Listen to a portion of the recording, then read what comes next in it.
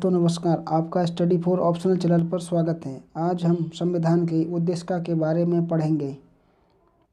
उद्देशिका या प्रस्तावना संविधान और राजनीति व्यवस्था का आधार उन आदर्शों से है जिसे भारतीय संविधान अभिप्रेरित हुआ है तथा उन नीतियों से है जिन पर यह संविधान और शासन प्रणाली आधारित है। भारतीय शासन व्यवस्था के उन आधार तत्वों का वर्णन संविधान की प्रस्तावना में किया गया है जो अंतिम रूप से संविधान सभा द्वारा 26 नवंबर 1949 को पारित हुआ था।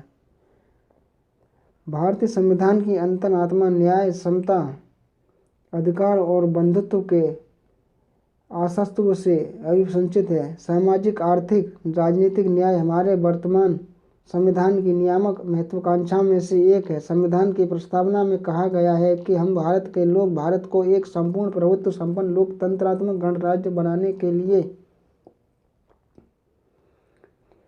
तथा उसके समस्त नागरिकों को सामाजिक, आर्थिक और राजनीतिक न्याय प्राप्त करने के लिए हम संविधान को अधिनियमित तथा आत्मसमर्पित करते हैं। संविधान की यह प्रस्तावना हमारे संविधान का सार है। यह उसकी प्रेरणा और आधारशिला है। हमारे संविधान के समस्त प्रावधान प्रस्तावना में निहित भावनाओं में स्फूर्ति ग्रहण करते हैं। कानून की दृष्टि से प्रस्तावना संविधान का अंग नहीं है, लेकिन व्यवहार में यही कार्यपालिका और व्यवस्थापिका का मार्गदर्शन करने वाला प्रकाश स्तंभ है। प्रस्तावना से प्रेरणा मिलती है कि हम क्या करेंगे, हमारा उद्देश्य क्या है, हम किस दिशा में जा रहे हैं। प्रस्तावना का अर्थ और महत्व। डॉक्टर सुभाष कश्यप के अनुसार संविधान राष्ट्र का मूलभूत अधिनियम है। यह राज्य के विभिन्न अंगों का गठन कर उन्हें शरीर देता है, शक्ति देता है। उसके शरीर गठन के पीछे, अंगों की व्यवस्था के पीछे एक प्रेरणा होती है, एक आत्मा होती है जिसको शब्द रूप मिलता है। प्रस्तावना में संविधान की कुंडली है, सर्वश्रेष्ठ तत्वों का निचोड़ है। सर्वोच्च न्यायालय ने प्रस्तावना पर विचार करते हुए बेरुबारी विवाद में कहा था कि प्रस्तावना संविधान के निर्माताओं के आशय को स्पष्ट करने वाली कुंजी है। अधिकांश लिखित संविधानों की प्रस्तावना होती है जो संविधान के स्वरूप, कार्य प्रणाली तथा राजनीतिक व्यवस्था को प्रकट करती है। संविधान की भूमिका अथवा प्रस्तावना अनेक दृष्टियों से महत्वपूर्ण होती है। पहली, प्रस्तावना शासन प्रणाली को स्पष्ट करती है। शासन का स्वरूप लोकतंत्रात्मक होगा अथवा स्वेच्छारी तंत्र, इसका आभास प्रस्तावना की मूलभूत भावना में सहज ही लगाया जा सकता है। दूसरा, संविधान की प्रस्तावना के सिद्धांतों को प्रकट करती है। शासन का लक्ष्य लोकहित की साधना होगा या न्याय स्वार्थों की पूर्ति करना। मात्र अनुमान प्रस्तावना में निहित दर्शन से लगाया जा सकता है। तीसरा, राजनीतिक और नैतिक दृष्टि से प्रस्तावना शासनकर्ताओं के दायित्वों का बोध कराती है। चौथा, जटिल परिस्थितियों में प्रस्तावना संविधान के उद्देश्य को इंगित करती है। पांचवा, प्रस्तावना संविधान के संचालन में प्रकाश स्तंभ का कार्य करती है। डॉक्टर सुभाष कश्यप ने कहा है, प्रस्तावना में जिन तथ्यों, सिद्धांतों तथा आदर्शों का निरूपण हुआ है वे समूचे संविधान में अंतर्व्याप्त हैं और संविधान में विभिन्न धाराओं का उद्गम प्रस्तावना में विद्यमान है। छठी, प्रस्तावना संविधान का निचोड़ एवं संविधान का संक्षिप्त रूप है। प्रस्तावना की रचना प्रक्रिया। संविधान की प्रस्तावना का आधार पंडित जवाहरलाल नेहरू द्वारा उद्देश्य प्रस्ताव है जिसे उन्होंने 13 दिसंबर 1946 को संविधान निर्मात्री सभा में पेश किया था। इस उद्देश्य प्रस्ताव के जनक स्वयं पंडित नेहरू थे। अखिल भारतीय कांग्रेस की कार्यकारिणी समिति ने अपने नवंबर 1946 को मेरठ अधिवेशन में इस उद्देश्य प्रस्ताव पर विस्तार से विचार करते हुए इसे पारित कर दिया था। संविधान के लिए यह स्वाभाविक था कि वह भारतीय जनमानस के सम्मुख अपने उन आदर्शों को स्पष्ट करे। उद्देश्य प्रस्ताव को वर्तमान संविधान की प्रस्तावना की आधारशिला कहा जा सकता है। उद्देश्य प्रस्ताव में कहा गया था कि यह संविधान सभा अपने इस दृढ़ और गंभीर संकल्प की घोषणा करती है वह भारत को एक स्वतंत्र प्रभुत्व संपन्न गणराज्य घोषित करेगी, उसके भावी शासन के लिए एक संविधान की रचना करेगी। दूसरा, जो भाग देशी या राज्य स्वतंत्र प्रभुत्व संपन्न भारत के भीतर सम्मिलित होने के लिए तैयार हैं, आपस में मिलकर एक संघ के रूप में गठित होंगे। तीसरा, प्रभुत्व संपन्न और स्वतंत्र भारत अपने अंगभूत भागों और शासन के अंगों की समूची शक्ति और सत्ता जनता से प्राप्त हुई है। भारत के सभी लोगों को सामाजिक, आर्थिक, राजनीतिक न्याय की स्थिति और अवसर की तथा विधि के सम्मुख समानता की विचार, अभिव्यक्ति, विश्वास, धर्म, उपासना, व्यवसाय की और कार्य की गारंटी दी जाएगी। पांचवा, अल्पसंख्यकों, दलितों और पिछड़े हुए वर्गों के लिए उपयुक्त परिणामों की व्यवस्था की जाएगी। छठी, न्याय तथा सभ्य राष्ट्रों की विधि के अनुसार गणराज्य राज्य क्षेत्रों की अखंडता और जल, थल व आकाश पर उसकी प्रभुत्ता की रक्षा की जाएगी। यह देश विश्व शांति तथा मानव जाति के कल्याण हेतु अपना पूर्ण तथा सहर्ष योग देगा। उद्देश्य प्रस्ताव भारतीय स्वाधीनता का घोषणा पत्र था। नेहरू जी ने स्पष्ट कहा है कि उनके प्रस्ताव का उद्देश्य है कि वह देश की करोड़ों जनता को, जो हमारी ओर झांक रही है, समूचे विश्व को यह आभास दे कि हम क्या करेंगे, हमारा उद्देश्य क्या है, हमें किधर जाना है। उन्होंने अपने भाषण में बताया कि प्रस्ताव होते हुए भी यह प्रस्ताव से बहुत कुछ ज़्यादा है। ये घोषणा है, यह दृढ़ निश्चय है कि यह एक प्रतिज्ञा और दायित्व है। हमें विश्वास है कि यह एक व्रत है। यह प्रस्ताव दुनिया को टूटे फूटे शब्दों में बताना चाहता है कि हमने इतने दिनों से किस बात की अभिलाषा कर रखी थी, हमारा सपना क्या था। 13 दिसंबर से 19 दिसंबर 1946 तक संविधान सभा ने उद्देश्य प्रस्ताव पर विचार किया। संविधान सभा के अधिकांश सदस्यों ने उद्देश्य प्रस्ताव का समर्थन किया, लेकिन इसी बीच कुंजरू, जयकर तथा अंबेडकर चाहते थे कि प्रस्ताव पर विचार स्थगित कर दिया जाए। जयकर का कहना था कि जब तक मुस्लिम लीग और देशी राज्यों के प्रतिनिधि संविधान सभा में शामिल न हो जाएं, तब तक इस प्रस्ताव पर विचार स्थगित रखा जाए। 21 दिसंबर 1946 को प्रस्ताव पर अगले अधिवेशन तक के लिए विचार स्थगित कर दिया गया।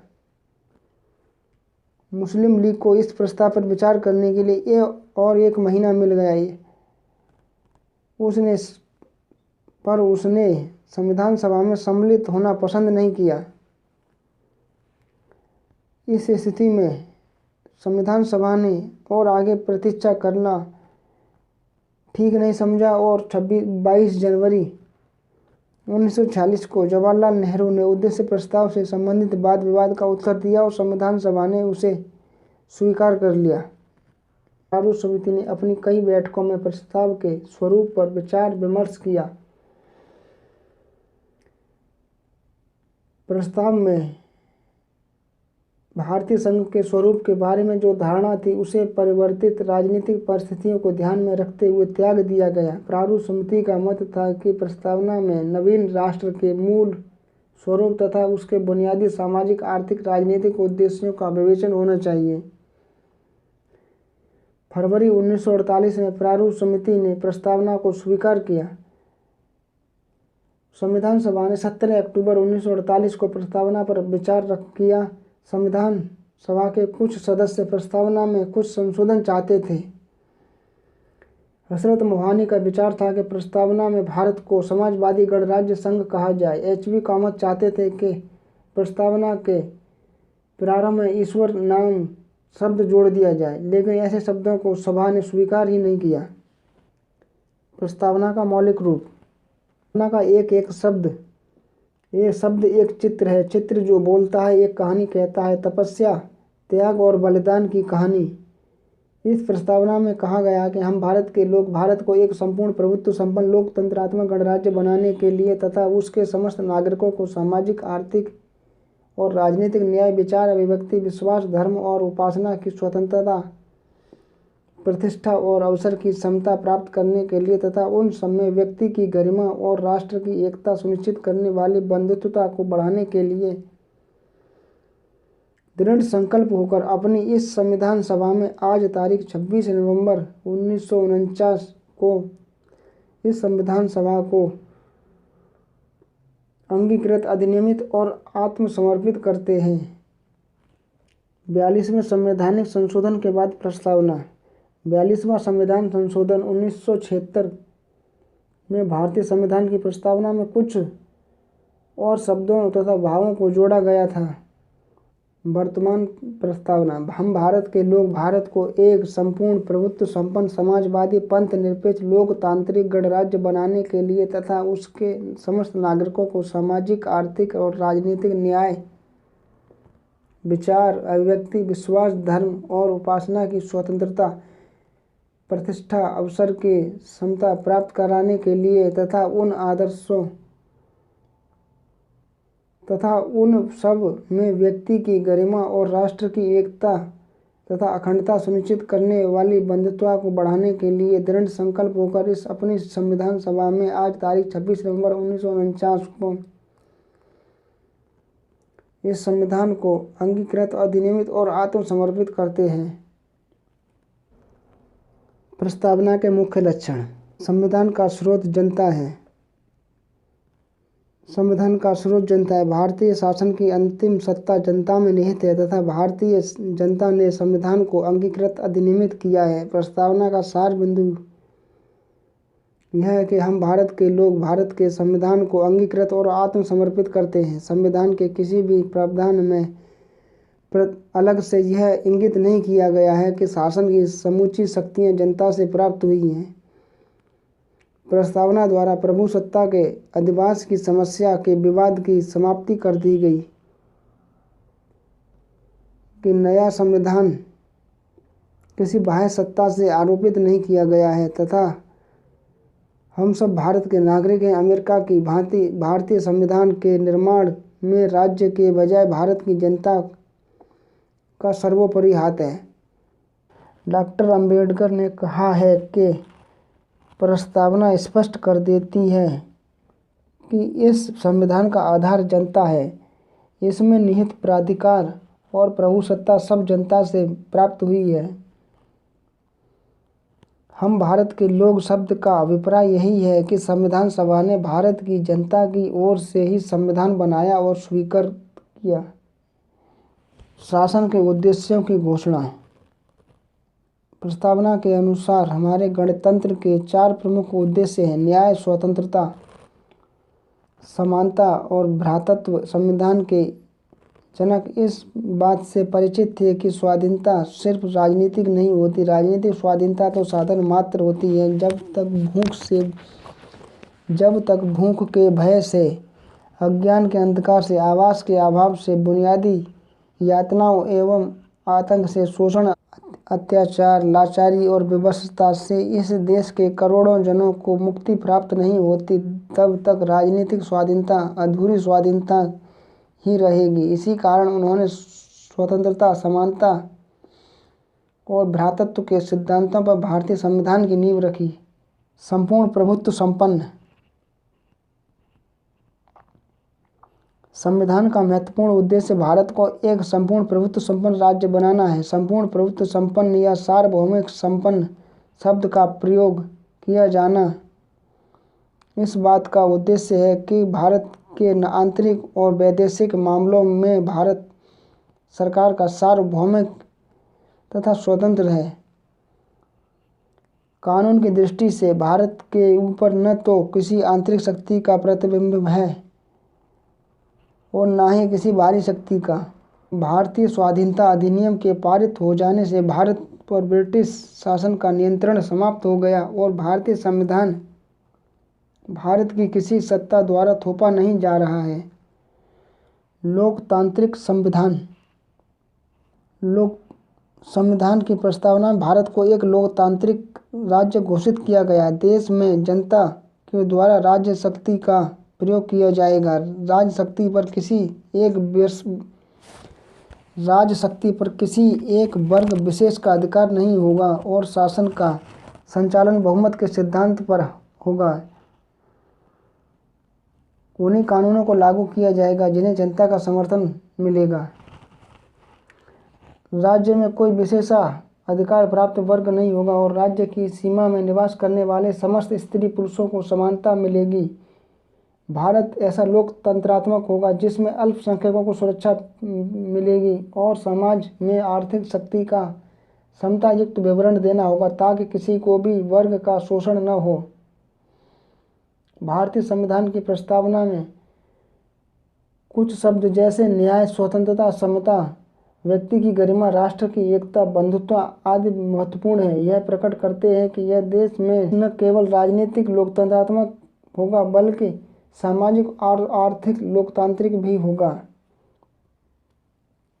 गणराज्य प्रस्तावना में गणतंत्र शब्द का उपयोग इस विषय पर प्रभाव डालता है कि दो प्रकार की लोकतंत्रीय व्यवस्थाओं, वंशानुगत लोकतंत्र तथा लोकतंत्रीय गणतंत्र में से भारतीय संविधान के अंतर्गत लोकतंत्रीय गणतंत्र को अपनाया गया है। वंशानुगत लोकतंत्र के अंतर्गत राष्ट्राध्यक्ष किसी विशिष्ट वंश से होता है जो अपना पद वंशानुगत सिद्धांत के आधार पर प्राप्त करता है, लेकिन राष्ट्राध्यक्ष के रूप में वह केवल संवैधानिक शासक होता है। उदाहरण के लिए इंग्लैंड में संवैधानिक राजतंत्र या लोकतांत्रिक राजतंत्र है क्योंकि वहाँ के राष्ट्राध्यक्ष को अपना पद वंशानुगत प्राप्त होता है। लोकतंत्रीय गणतंत्र में राष्ट्राध्यक्ष का निर्वाचन जनता द्वारा प्रत्यक्ष या अप्रत्यक्ष रूप से किया जाता है, अर्थात गणतांत्रिक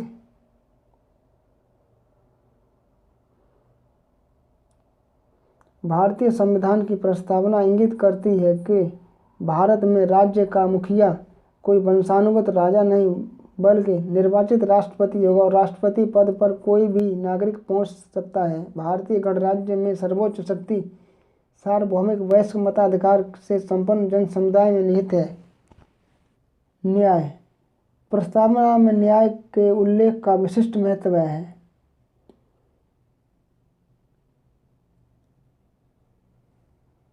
हमारे संविधान निर्माता इस बात से भली भांति परिचित थे कि सच्चे लोकतंत्र की स्थापना में स्वतंत्रता, समानता के अतिरिक्त न्याय अनिवार्य होता है।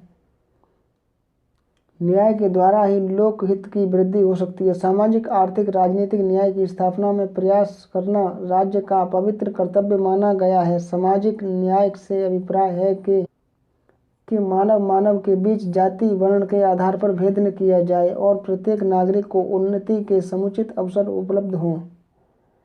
राज्य का दायित्व हो जाता है कि वह दुर्बल वर्गों का शोषण रोके, उनके विकास के लिए क्रियाशील हो।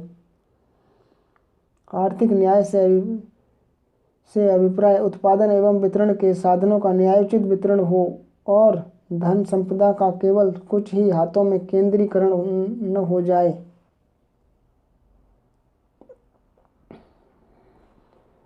आर्थिक न्याय की प्राप्ति के लिए समुदाय की भौतिक संपत्ति का स्वामित्व और नियंत्रण इस प्रकार बटा हो कि जिससे सामूहिक हित का सर्वोत्तम रूप से साधन हो।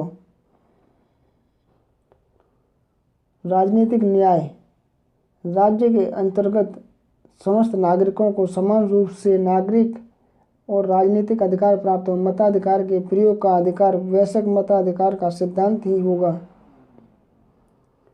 राज्य में अभिजात वर्ग को कोई विशिष्ट रियायतें सुलभ नहीं होंगी। न्याय के विचार से लोक कल्याणकारी राज्य का विचार दृष्टिगोचर होता है और नागरिकों को जीवन के अन्य क्षेत्रों में न्याय का आश्वासन दिया गया है। स्वतंत्रता राज्य समस्त नागरिकों को स्वतंत्रता प्रदान करेगा। स्वतंत्रता से तात्पर्य नागरिक स्वतंत्रता और राजनीतिक स्वतंत्रता से है। विचार, अभिव्यक्ति, भाषण, संघ बनाना, संपत्ति रखना आदि नागरिक स्वतंत्रताएं होती हैं। मतदान में भाग लेना, प्रतिनिधियों को चुनना, निर्वाचन में खड़ा होना, सार्वजनिक पद पर नियुक्ति का अधिकार, सरकारी नीतियों की आलोचना करना आदि राजनीतिक स्वतंत्रताएं हैं। प्रस्तावना में भारतीय नागरिकों के व्यक्तित्व के विकास हेतु स्वतंत्रता का आश्वासन दिया गया है। पंथ निरपेक्षता। पंथ निरपेक्ष राज्य किसी पंथ विशेष को प्रोत्साहन नहीं देता और न वह किसी पंथ के साथ कठोरता का व्यवहार करता है। पंथ निरपेक्ष राज्य को धर्म को नितांत व्यक्ति वस्तु समझा जाता है। संविधान की प्रस्तावना में धर्म और उपासना की पूर्ण स्वतंत्रता प्रदान करके धार्मिक अल्पसंख्यकों को कारगर संरक्षण प्रदान किया गया है। हमारा उद्देश्य भारत को एक पंथ निरपेक्ष राज्य बनाना है। समता। समता का अर्थ है कि अपने व्यक्तित्व के समुचित विकास के लिए प्रत्येक मनुष्य को समान अवसर उपलब्ध होने चाहिए। धन, जाति, वंश के आधार पर मनुष्य में अंतर नहीं होना चाहिए। सभी नागरिकों को देश के शासन विधान में समान भाग मिलना चाहिए। लिंग, नस्ल अथवा संपत्ति के आधार पर राजनीतिक अधिकारों का निषेध नहीं होना चाहिए। समान योग्यता, समान श्रम के लिए वेतन भी समान होना चाहिए। एक मनुष्य को दूसरे मनुष्य का अथवा एक वर्ग को दूसरे वर्ग का आर्थिक शोषण करने का कोई अधिकार नहीं होना चाहिए। हमारे संविधान की प्रस्तावना में नागरिकों को स्थान और अवसर की समता प्रदान की। राष्ट्रीय एकता। प्रस्तावना में राष्ट्रीय एकता पर बल दिया गया है। भाषा आदि की विविधता होते हुए भी भारत एक राष्ट्र है। इसमें उन दो विशेष आधारों को बल दिया गया है जिनके माध्यम से एकता दृढ़ होती है। सर्वप्रथम प्रस्तावना में व्यक्ति की प्रतिष्ठा तथा महत्व पर बल दिया गया है। व्यक्ति को लोकतंत्र की एक महत्वपूर्ण इकाई मानते हुए राष्ट्रीय एकता को एक महत्वपूर्ण आधार माना गया और राष्ट्रीय स्वाभिमान की भावना की जागृति व्यक्ति के स्वाभिमान की भावना से संबंधित है। व्यक्ति के स्वाभिमान की भावना राज्य एवं समाज में उसके महत्व को स्वीकार करने पर निर्भर है। यदि राज्य तथा समाज में व्यक्ति को उसकी उचित प्रतिष्ठा तथा अधिकार प्राप्त है, यह स्वाभाविक है।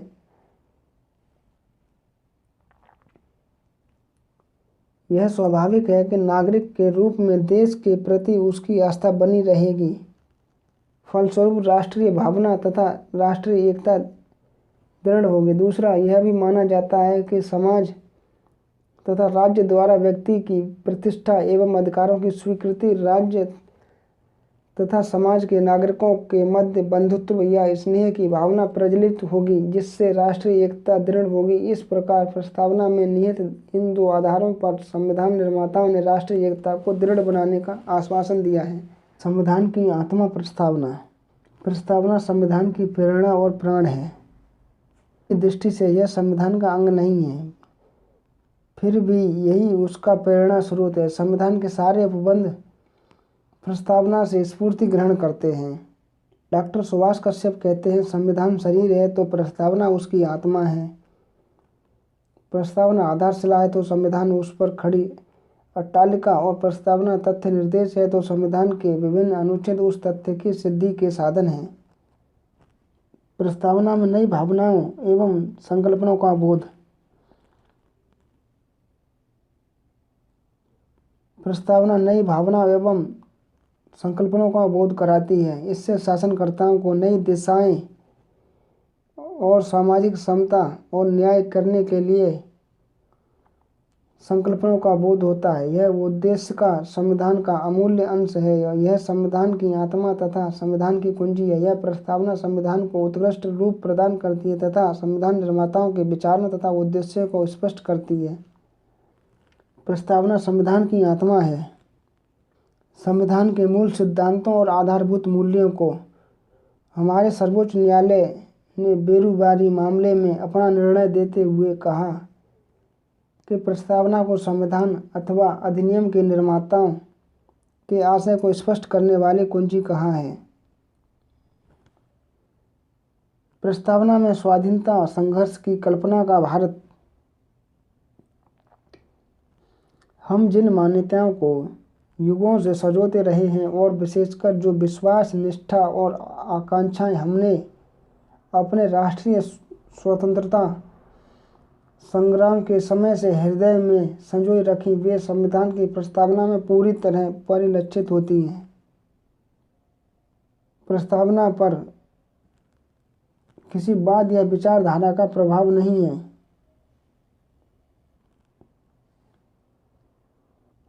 वर्तमान युग में अनेक विचारधाराओं का उदय हुआ है और विश्व के विभिन्न संविधानों पर उसका प्रभाव झलकता है। चीन का शासन विधान जहां मार्क्सवादी दर्शन के प्रभाव से भरा पड़ा है, वहीं अमेरिका का संविधान क्रांतिकारी और पूंजीवादी दर्शन पर आधारित है। भारतीय संविधान किसी एक विचारधारा से बंधा हुआ नहीं है। संविधान की प्रस्तावना में प्रचलित विचारधाराओं में श्रेष्ठ तत्वों का निचोड़ उपलब्ध है। संविधान की प्रस्तावना में समस्त प्रचलित विचारधाराओं के श्रेष्ठ तत्वों का निचोड़ उपलब्ध है। प्रस्तावना भारतीय क्रांति के सूत्रधार है। संविधान की प्रस्तावना पर फ्रांसीसी, रूसी, अमेरिकी क्रांति का प्रभाव झलकता है। यह बात सब जानते हैं कि फ्रांस की क्रांति स्वतंत्रता, समानता और भ्रातृत्व पर जोर देती है। सोवियत क्रांति आर्थिक समानता पर और अमेरिकी क्रांति व्यक्तित्व स्वतंत्रता पर जोर देती है। भारतीय संविधान की प्रस्तावना में अंतर्निहित सामाजिक, आर्थिक और राजनीतिक न्याय की धारणा में तीनों ही क्रांतियों का समन्वय कर दिया गया है। प्रस्तावना में भावी भारत का स्वरूप, प्रस्तावना भारतीय निर्माताओं की कल्पना के भारत का रूप प्रकट करती है। संविधान निर्माताओं की योजना थी कि आर्थिक और राजनीतिक लोकतंत्र को एक ऐसा लक्ष्य माना जाए जिस तक हमें पहुंचना है। प्रस्तावना में निहित लक्ष्य आज भी हमारे राष्ट्रीय आदर्श हैं और युग युग में प्रत्येक सरकार को उनकी प्राप्ति के लिए प्रयास करना होगा। क्या प्रस्तावना में संशोधन हो सकता है? क्या संविधान की प्रस्तावना में अनुच्छेद 368 के अधीन संशोधन किया जा सकता है? केशवानंद भारती बनाम केरल राज्य के मामले में सरकार की ओर से कहा गया कि